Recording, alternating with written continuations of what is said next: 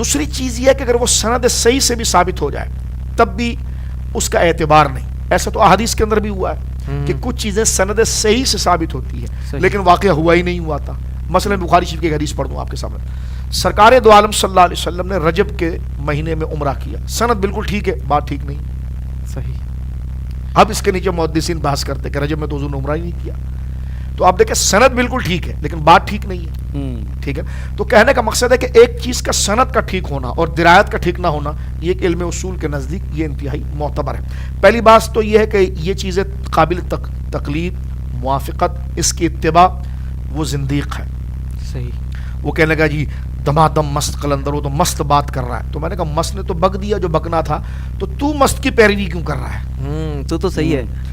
تو شکر کی باتیں اگر کوئی مغلوب الحال ہو کر کوئی جملہ کہہ دے تو میں ترتیب وار کہہ رہا ہوں کہ پہلی بات کہ وہ قابل تقلید نہیں ہے. صحیح. نہ وہ مسند ارشاد پر ہے. مسند ارشاد پر جو شخصیات ہوتی ہیں وہ صح اور تمکن والی ہوتی ہیں جو شریعت مطہرہ کے تابع ہوتی ہیں. دوسری چیز ان کی طرف جو چیزیں منسوب ہے وہ دو صورتیں ہیں. ایک تو الحاق ہے, دوسرا ہے کہ سند بھی ٹھیک آ جائے تو ان کی پوری زندگی ایک طرف کھڑی ہوئی ہے, ان کو امت نے صالح تسلیم کیا ہے, تو یہ الفاظ کیسے لی جائیں. تیسری چیز میں سو کے حوالے سے یہ عرض کر دینا چاہتا ہوں, یہ شتیحات کے حوالے سے, یہ جیسا قرآن کریم میں کچھ محکمات اور متشابہات ہیں جی, تو ان کے مشاہدات میں بھی یہ چیزیں آتی ہیں. جو صح اور تمکن والے ہیں نا وہ محکمات والے ہیں, اور جو شتیحات جن کی طرف منسوب ہیں وہ متشابہات والے ہیں. یعنی یوں سمجھ لیجئے کہ اس کا ظاہری معنی کیا جائے تو بندہ پھنس جائے, صحیح, لیکن اس کے باطن کو دیکھا جائے تو حسن ہی حسن ہے. بالکل. اس سے ہٹ کر میں ایک بات کر دینا چاہتا ہوں, مسئلہ ہے کہ ظاہر قبیح ہے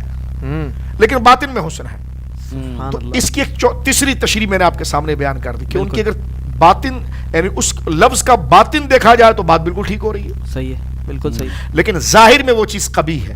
یہ تیسری بات.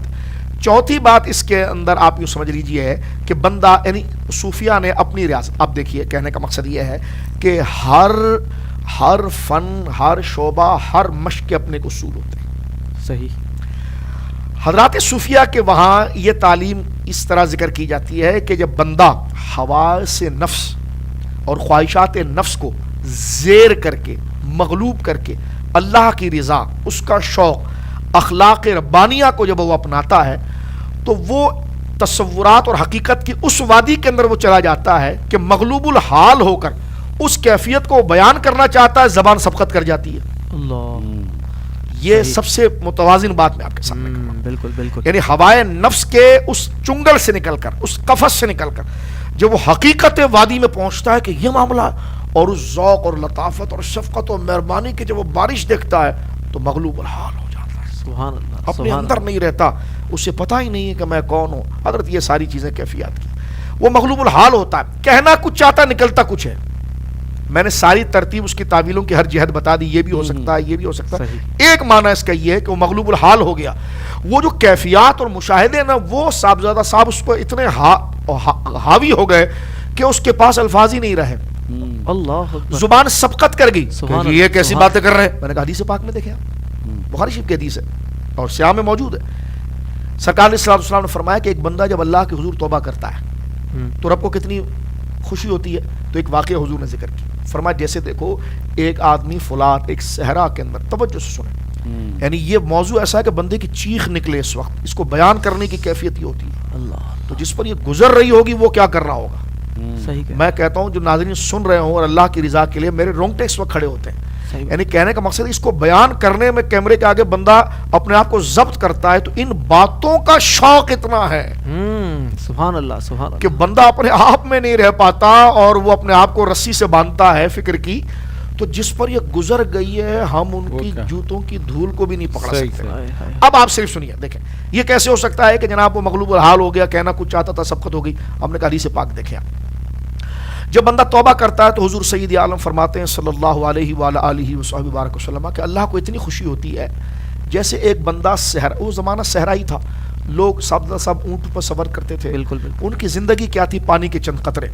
فرمایا وہ پانی کے قطرے لے کر, پانی کا ایک مشکیزہ لے کر گیا ہے اور وہ ایک درخت کے نیچے سستانے کے لیے لیٹ گیا ہے, مفہوم حدیث ہے. اور اتنے میں یہ ہوا کہ اس کی جب آنکھ کھلی تو سواری کھو گئی. جب اس نے دیکھا میری زندگی جس پر تھی، میرا پانی جس پر تھا، یہ سورج ایسی تمازج ایسا چمک رہا ہے، یہ تو میرے دماغ کو چوس لے گا، اور پانی نہ ملا تو میں مر جاؤں گا۔ وہ ڈھونڈتا رہا، سواری تو ملی نہیں۔ اس نے موت کو قبول کر لیا، زبان کانٹا ہو گئی، جگر کا پانی ختم ہونے لگا۔ اب وہ لیٹ گیا، اعتراف کر لیا کہ اب تو مر رہا ہوں۔ اب وہ سسک رہا ہے، اتنے میں اس کی آنکھ بند ہے اور اس کی سواری کی آواز اسے آئی، اور اس نے آنکھ کھول کے دیکھا تو سواری سامنے موجود ہے۔ اللہ تو فرمایا کہ اب یہ کیفیت مغلوب الحال والی کیفیت دیکھی۔ موت پر وہ چلا گیا حضور صاحبزادہ صاحب قبلہ، بالکل۔ اب اس کو زندگی سامنے آئی تو اس کی دیوان، اس کو استحضار کہاں رہے گا؟ وہ تو خوشی زندگی میں اٹھا، اور جب اس نے دیکھا تو رب کو شوق میں کہنے لگا انت عبدی وانا ربک۔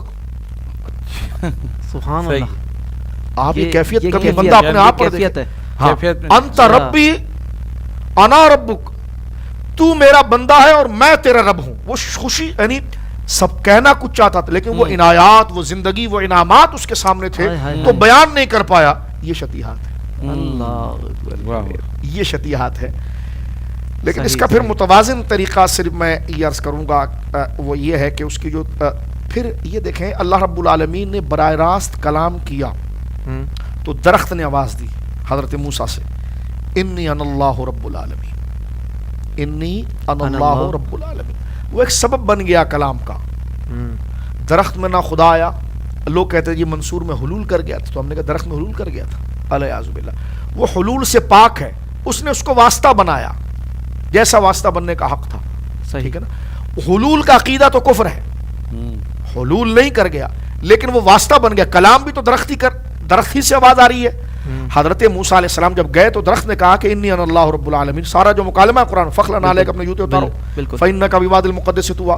تو وہ رات کے اندھیرے میں حضور صاحب اندھیرے میں ایک ہی درخت کی ہریالی چاند سورج سے بھی زیادہ چمک رہی ہے، اور جب آپ اس دائرے کے قریب پہنچے ہیں تو قرآن کہتا ہے اس درخت سے آواز آ رہی ہے۔ آواز تو اللہ کا کلام آواز سے پاک ہے، لیکن جو مکالمہ وہ تو رب کر رہا ہے نا، کلام تو رب کا ہے، جیسے اس کے شان شان ہے، بالکل، جو انسانی تشبیہات اور حدوث کی تشبیہات اور ترکیبات اور اس سے پاک ہے، بالکل ہم بند الفاظوں میں صرف یہ لیکن آپ دیکھیں وہ درخت واسطہ بنا۔ تو یہاں پر صوفیہ کہتے ہیں کہ جب کام بتانے کے لیے رب درخت کو واسطہ بنائے تو یہ کیسے ممکن نہیں ہے کہ جب انعامات بندے پر ہو جائے تو امت محمدی کا وہ فرد جو مخلص ہو اس پر بھی کوئی جھلک آ جائے، وہ بات کچھ کر دے۔ سبحان اللہ۔ لیکن خلاصہ اس بحث کا سارا یہ ہے کہ اس پر کوئی فتویٰ صادر نہیں ہوتا، صحیح، وہ مغلوب الحال ہوتے ہیں اور غلبہ عشق کے اندر اس مقام پر پہنچتے ہیں۔ اور آخری قابل قبول بات یہ ہے کہ ان کی بات کو سند کا درجہ نہیں دیا جاتا، ان کی بات کو ارشاد کا درجہ نہیں دیا جاتا، ان کی بات اسباق میں نہیں آتی،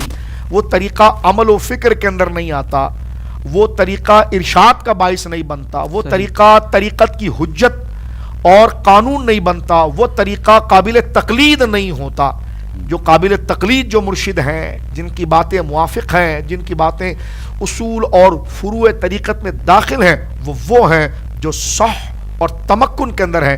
اس لیے غوث اعظم کا یہ قول مبارک جو ہے نا کہ قدمی ہذہ علی رقبۃ کل ولی اللہ، اعلیٰ حضرت نے اس پر پورا رسالہ لکھا، دیگر بزرگوں نے لکھا، فرمایا یہ مغلوب الحال والا مسئلہ نہیں ہے، نہ یہ شتیہات ہے، یہ صح اور تمکن کی کیفیت ہے جس میں آپ فرما رہے ہیں کہ یہ میرا قدم سارے ولیوں کی گردوں۔ سبحان اللہ۔ محترم ناظرین، آپ دیکھ رہے تھے ہمارے یوٹیوب چینل سے حضرت مخدوم سمنانی رحمۃ اللہ تعالیٰ علیہ کی کتاب لطائف اشرفی پر ایک بہترین پروگرام، اور یہ ہمارے عشرہ مخدوم سمنانی کا تیسرا پروگرام تھا، آج اختتام پذیر ہوا۔ آخر میں ہم اپنے مہمانان گرامی اور خصوصاً خطیب الاسلام مناظر اسلام حضرت پیر سید مظفر حسین شاہ صاحب دامت برکاتہم العالیہ کے بہت شکر گزار ہیں، اور حضور آپ کے بھی بہت شکر گزار ہیں کہ آپ نے ہمیں وقت عنایت فرمایا۔ میں بہت مشکور ہوں آپ کا، آستانہ پاک کا، تمام بزرگوں کا، بالکل آپ نے ایسی مبارک گھڑی کے اندر مجھے حقیر کو، احقر کو آپ نے منقبت سرکار مخدوم سمنا کے لیے تجویز کیا۔ اور آئندہ بھی ہم یہ امید کرتے ہیں کہ حضرت ہمیں وقت عنایت فرمائیں گے، اور جیسے کہ ابو ذر قبلہ نے ارشاد فرمایا کہ اگلے سال انشاءاللہ پھر آپ ہی کو آپ کے لیے کوئی پروگرام جو ہے مینیج ہوگا، اور حضور مخدوم سمنانی رحمۃ اللہ تعالیٰ علیہ کی جو کتاب ہے لطائف اشرفی، اس کے حوالے سے انشاءاللہ گفتگو رہے گی۔ انشاءاللہ کل ایک